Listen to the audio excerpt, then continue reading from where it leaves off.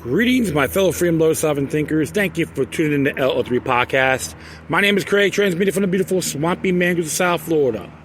And today's date is Thursday, January 21st, 2021. I know my earlier show I said Wednesday, and I do apologize for that, folks. I got out of bed, so bear with me on that. But it's all well and good. So, enjoying the weather out here in Fort Lauderdale. Right by the intercoastal, just kicking back. And interesting times when you got big tech and politicians want to suppress people's free speech, going after people. If you support a certain candidate and all that.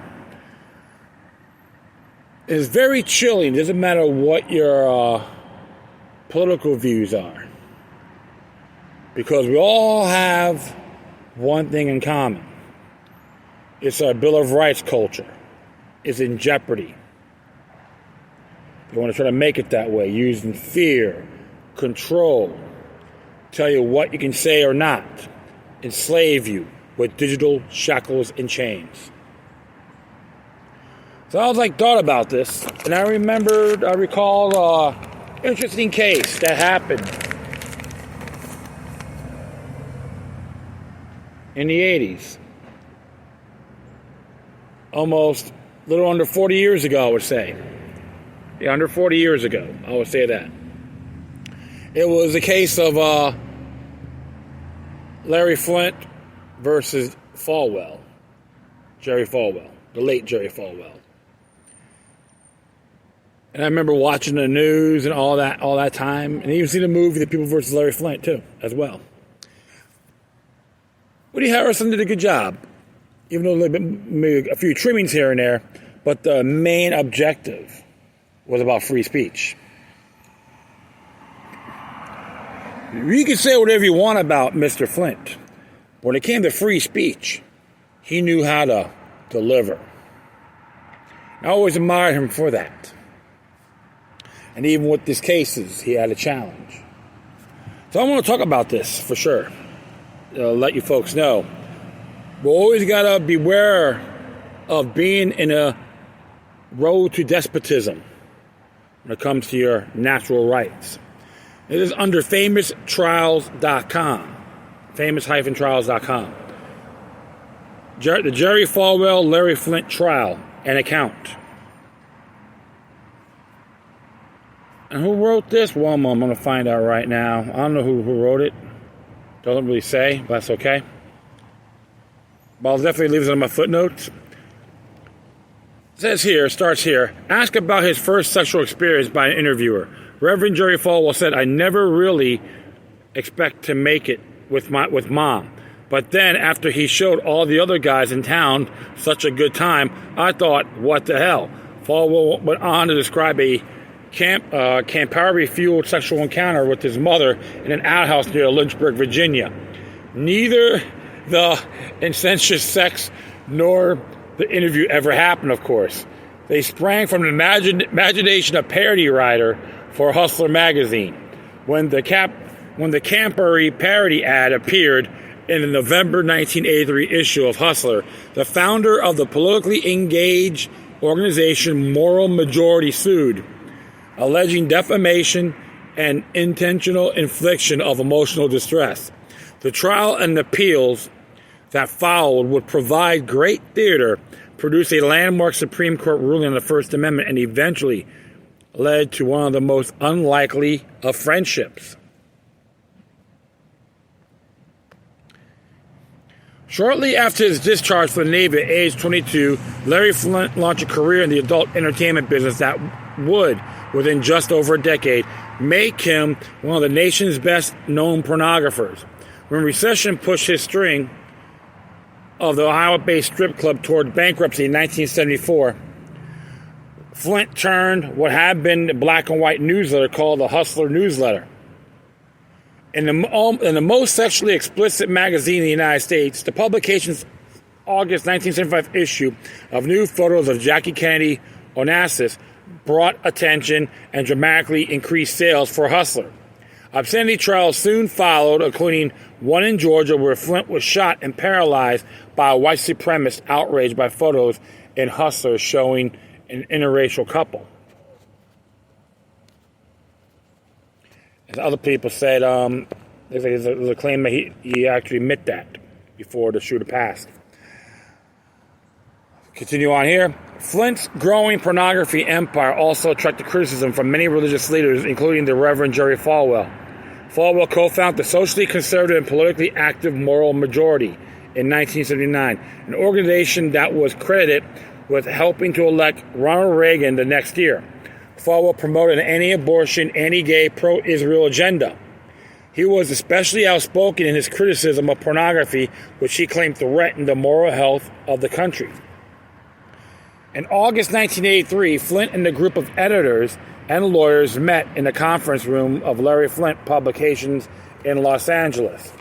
The group debated an idea for ad parody that had been suggested by a consultant named Michael Salisbury. Salisbury proposed a parody of the well-known advertisement for Campari, which featured celebrities relating their first times, playing on the obvious double entendre. Drinking the popular liquor, the parody as an idea was developed had Jerry Falwell recounting his first time, which turned out not to be his first taste of Campari, but rather his first sexual intercourse, a drunken adventure with his mother in an outhouse. Falwell's anti-pornography crusade always made him an inviting target for Hustler satire, and the group was especially enthusiastic about the parody ad because of what they saw as a humorous contrast between the outhouse encounter and the actual lifestyle of the evangelical teetotaler. In this ad, Falwell was quoted as saying, "We were drunk off our God-fearing asses on Campari, and Mom looked better than a Baptist whore with a $100 donation." At the instance of legal counsel, the group agreed to place it at the bottom of the ad, the words, "Ad parody, not to be taken seriously." As he left the Washington, D.C. news conference in November 1983, Falwell was asked by a reporter whether he had seen the parody ad featuring the latest issue of Hustler. He glanced at the ad and brushed off the reporter's question. Back home in Lynchburg, later that day, however, Falwell asked a staff member to buy the current issue of the magazine. Falwell later testified that when he saw the parody ad, "I think I have never been as angry as I was at the moment. He never believed," he said, "that human beings could do something like this. And I felt like weeping." The most troubling aspect of the satire, according to Falwell, was the besmirching and the filling of my dear mother's memory. Falwell decided to sue Larry Flynt and Hustler magazine for $45 million. To raise money for the legal effort, Falwell sent out 2 mailings, the first addressed to 500,000 members of the Moral Majority, described the ad parody, while the second mailing to 30,000 major donors included with 8 offensive words blacked out. A copy of the actual Campari ad. Falwell letter warned readers that the billion-dollar sex industry, of which Larry Flynt is self-described leader, is preying on innocent, impressionable children to feed the lust of depraved adults. The letter concluded with the question, "Will you help me defend myself against the smears and slander of the major pornographic magazine? Will you send me a gift of $500 so we may take up this important legal battle?" The 2 letters plus a third letter sent to 750,000 old-time gospel hour fans raked in over $717,000 to fund Falwell's lawsuit.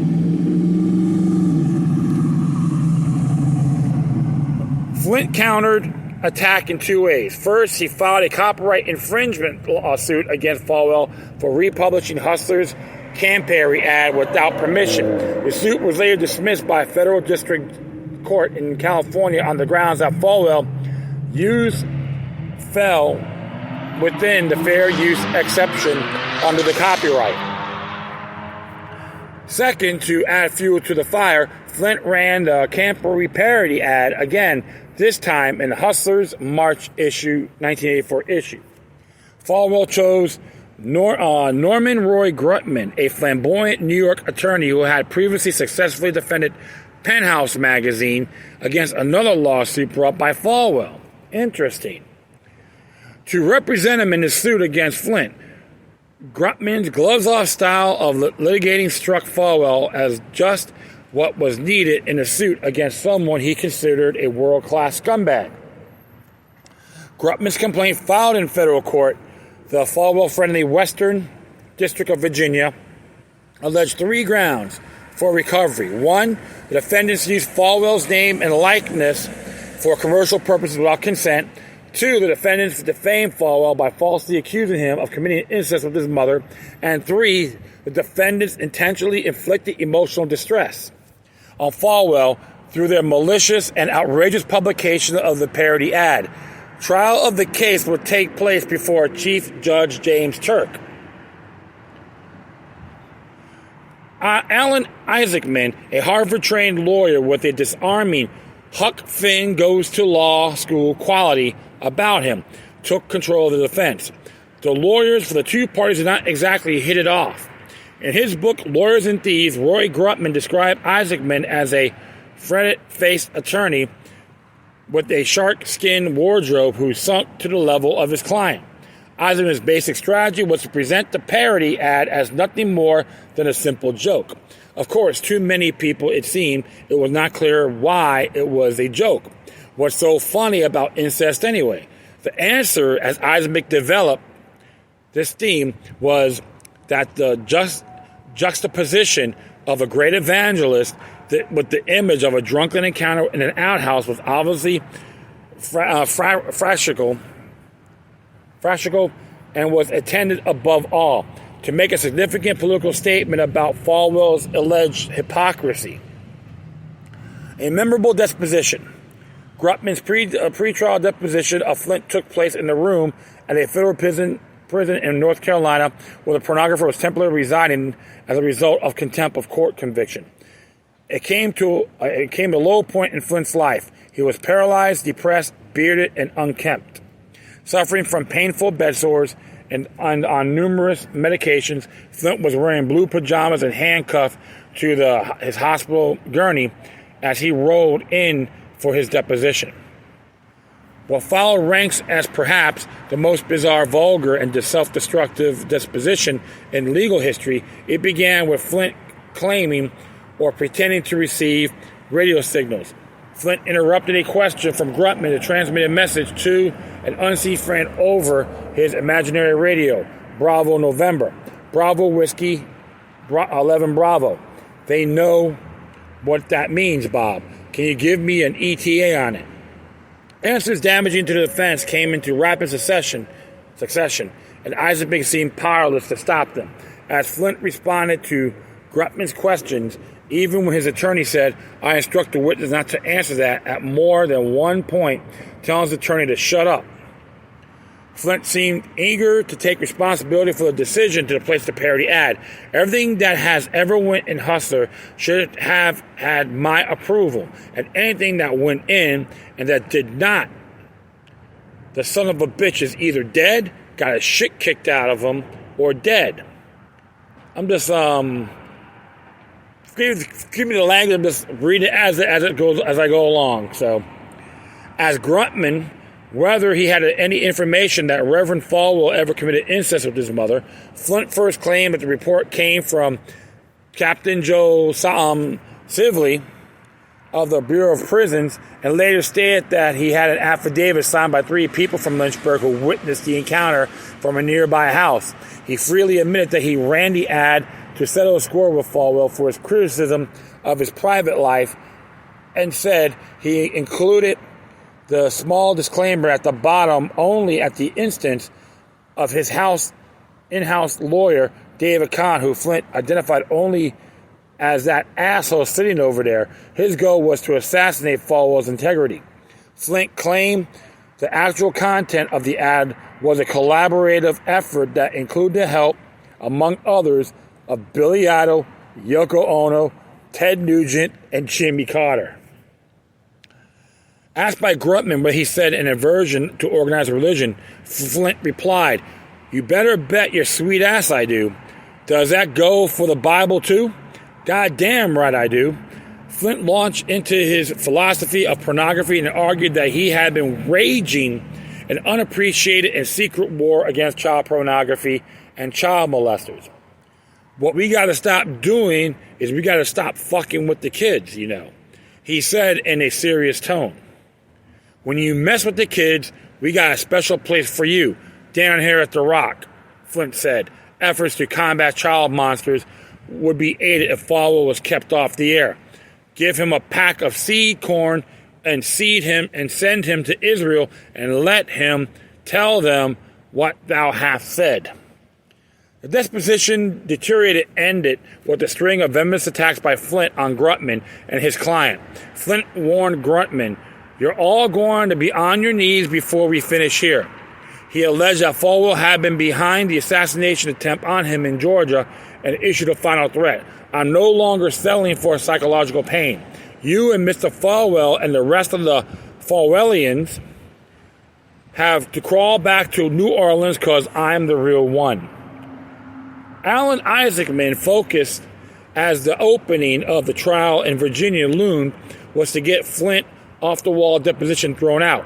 Isaacman feared that a jury might do if they watched the angry and self-defeating videotape performance by his client. He sought to convince Judge Turk that the Flynt videotape should be ruled inadmissible on the ground that Flynt was, at the time of his deposition, mentally incompetent because he was on medication and that the manic phase of the manic depressive syndrome. Grutman encountered by arguing that the deposition should be admitted, with the jury free to consider Flynt's mental state and decide how much weight to apply for his testimony. After a pretrial hearing, Judge Turk ruled Flynt in Flynt's favor and ordered the deposition excluded, only to reverse himself on the day of the trial. The jury would see the videotape. So very interesting there because it's like one big extravaganza for its time. But I'm going to continue on here. You may hear a little wind in the background. Sorry about that. On January 4th, Reverend Jerry Falwell settled into the witness stand. Judge Turk's Roanoke, Virginia courtroom. At Grutman's urging, Falwell described his family-long history in Virginia, dating back to the founding of Lynchburg in 1757. He told the jury about his father's troubles with alcoholism and said, "Since I became a Christian in 1952, I have been and am a teetotaler." Falwell described his relationship with his mother as a very, very intimate and said that she was a very godly woman, probably the closest to a saint that I have ever known. After a series of questions that developed Falwell's many ministerial accomplishments, Grutman returned the subject of Falwell's mother. Mr. Falwell specifically, "Did you and your mother ever commit incest?" "Absolutely not," Falwell replied. Falwell testified about the political activism that had propelled him to become the second most admired American behind the president. Asked whether he attempted to influence public opinion against pornography, Falwell answered, "With every breath of my body, Grutman handed Falwell copies of Hustler magazines and asked him to comment on various cartoons and coupling found in the publication." And it says here, "Do you and Chief Justice Berger ever engage in this kind of conduct, sodomy, that depict in the 1983 cartoon?" "We have not." "Does this magazine contain pictures of lesbians?" "It does." "Full color?" "Full color." "Does it show naked women lewdly exposing themselves?" "Yes." "Does this have pictures of interracial sex?" "It does." From his skewering of Hustler, Generally Grutman turned his attention to the Campery ad. Falwell testified that his anger over the ad had lasted to this present moment. He described his reaction as the most intense he had ever had in his life. He admitted that if Flynt had been nearby, I might physically react. The ad, according to Falwell, is the most hurtful, damaging, despicable, low-type personal attack that I can imagine one human being can inflict upon another. When Larry Flynt took the witness stand on December 6th, he looked far different from the man the jury saw in his videotaped deposition. He looked relaxed, clean-cut in three-piece suit. Isaacman asked Flynt to tell the jury how he felt during his unfortunate encounter with Grutman 5 months earlier. I was in terrible pain. I'd been in solitary confinement for several months, handcuffed to my bed most of the time. He testified that, under the weight of his paralysis and mounting legal problems, he was suffering from paranoia and manic depression that can trigger things. Turning to the parody ad, Isaacman asked Flynt explain how he hoped readers would react. Well, we want to poke fun at Campery for their advertisements because of the innuendos that they had. Flynt said the choice of Falwell for the ad was because it was very obvious that he wouldn't do anything of those things, that they are not true. That is not to be taken seriously. The target was all the more appropriate. Flynt argued because of Falwell's political activities, there is a great deal of people in the country, especially the ones that read Hustler magazine, that feel that he should be a separation of church and state. So when something like this appears, it will give people a chuckle. They all know it was not intended to defame the Reverend Falwell, his mother, or members of his family, because no one could take it seriously. Flynt testified that Falwell was a good copy and that he bore no personal animosity towards Reverend Falwell.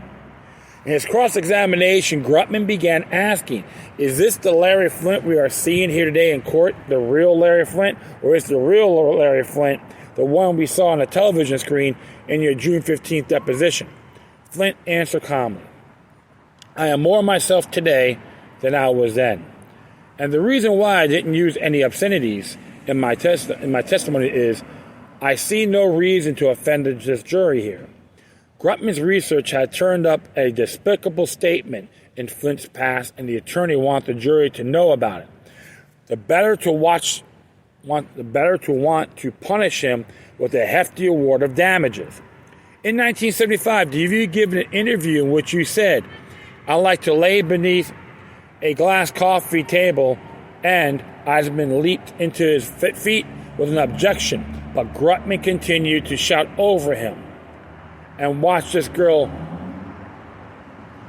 shake. Okay, as it says here, I would beg, Your Honor, please. Isaacman pleaded, Judge Turk, I'll get him to ask a question and let's move on. Grutman plowed ahead with Flynt's stomach-turning statement, which included not only an explicit description of excretory functions, but also his fantasy about having anal intercourse with 10-year-old paper boys and then slitting their throats with a razor. Flynt tried to gamely to explain the statement as a bizarre joke that had no more seriousness that Jerry Falwell parody. But one look at the jury could tell anyone that serious damage has been done to the defense game plan. Later, Grutman asked Flynt about another interview or conducted for Vanity Fair in 1984. Do you remember saying of the Bible that it's the biggest piece of shit ever written? Flynt could not recall the statement, but he could not deny having made it. The plaintiff called a psychiatrist, Dr. Seymour Halleck, to the stand. Dr. Halleck offered his appraisal of what made Flynt tick. Flynt sees himself as a great human being fighting for noble causes and failing to achieve greatness only because of malice of others. At other times, he sees himself as a hustler or a prankster who is not really serious about anything.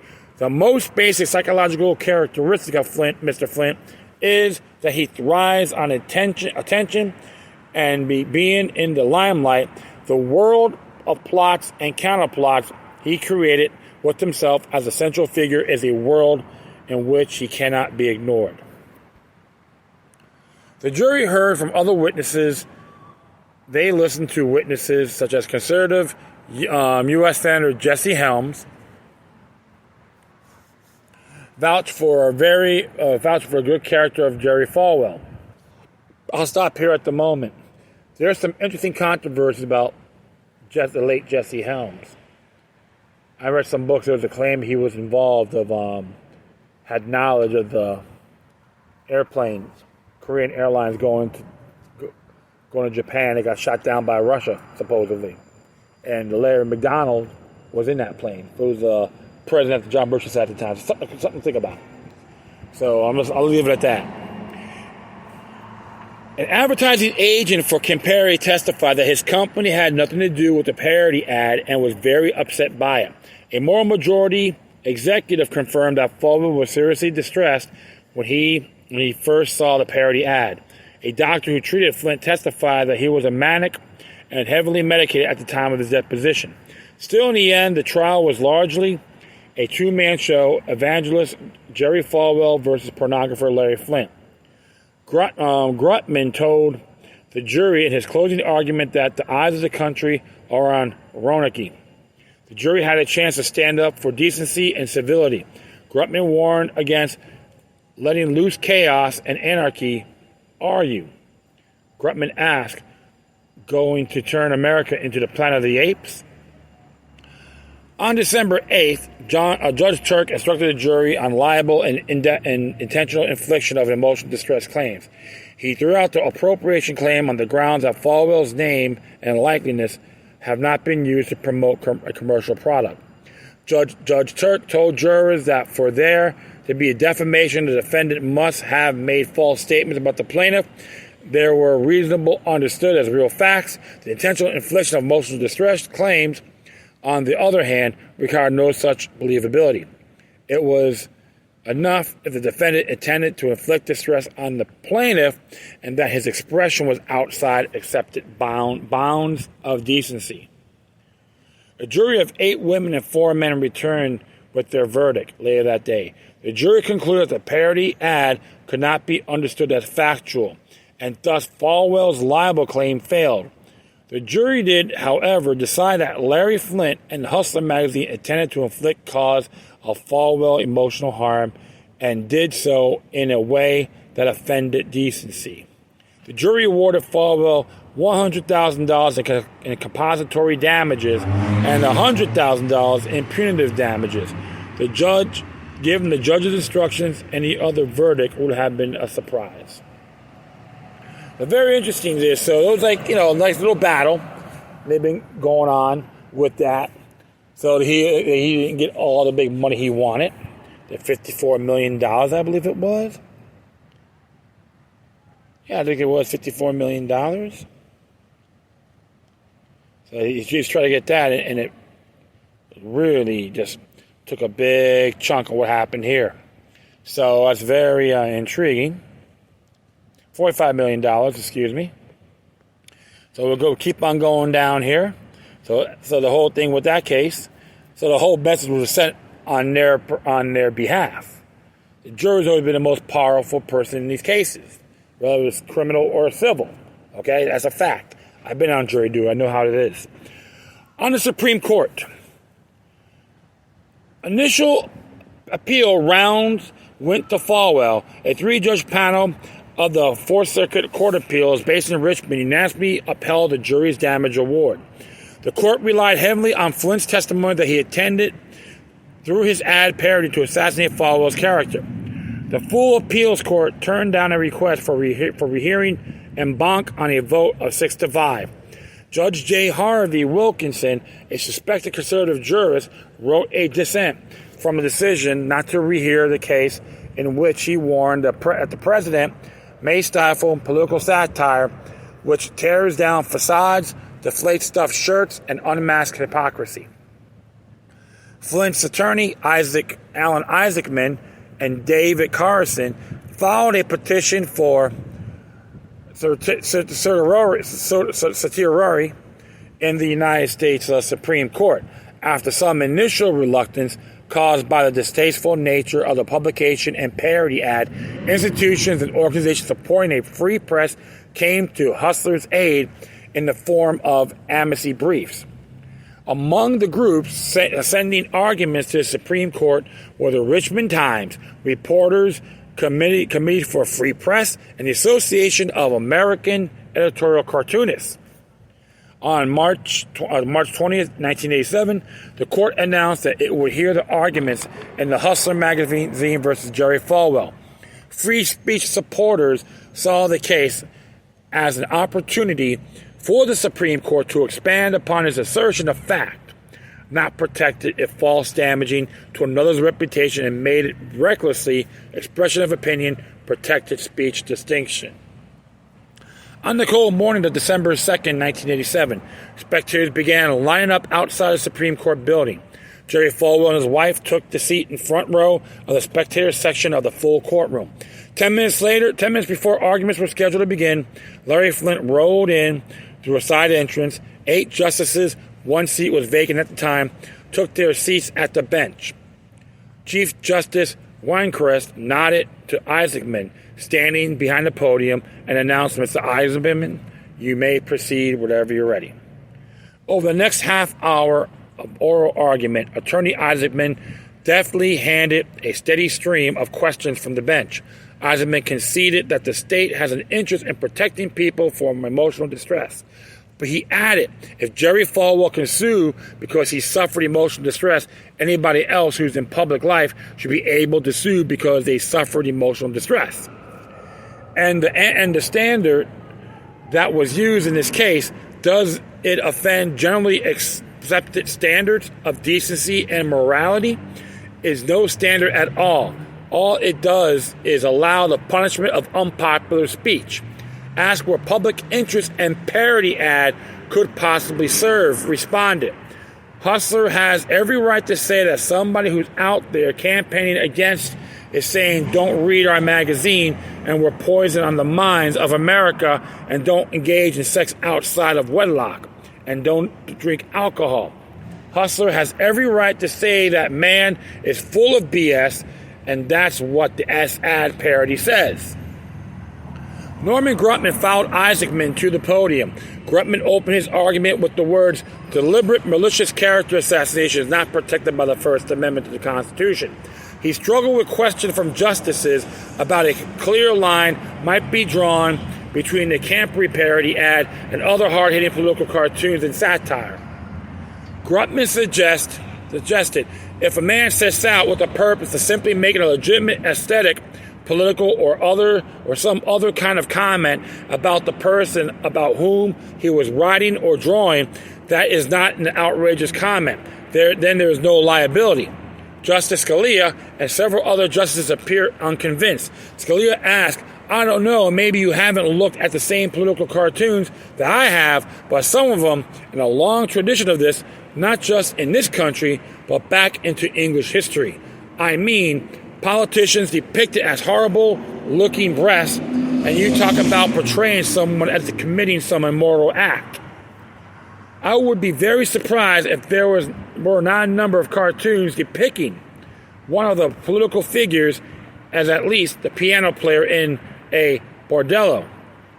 Judge O'Connor also was concerned with providing clear guidance to satirists of all sorts. In today's world, people don't want to have to take things to a jury. They want to have some kind of rule to follow, so that was when they utter it or write it or draw it in the first place. They're comfortable in the knowledge that it isn't going to subject them to a suit. Grutman had no real answer. On January 24th, 1988, Chief Justice Rehnquist announced a decision of a unanimous Supreme Court reversing the jury's award of damages to Jerry Falwell. Rehnquist wrote, "At the heart of the First Amendment is a recognition of the fundamental importance of the free flow of ideas and opinions on the matters of public interest and concern. In the word of debate about public affairs, many things done with the motives that are less than admirable are protected by the First Amendment. Debate on public issues that will not be uninhibited if the speaker must run the risk that it will be proved in court that he spoke out of hatred.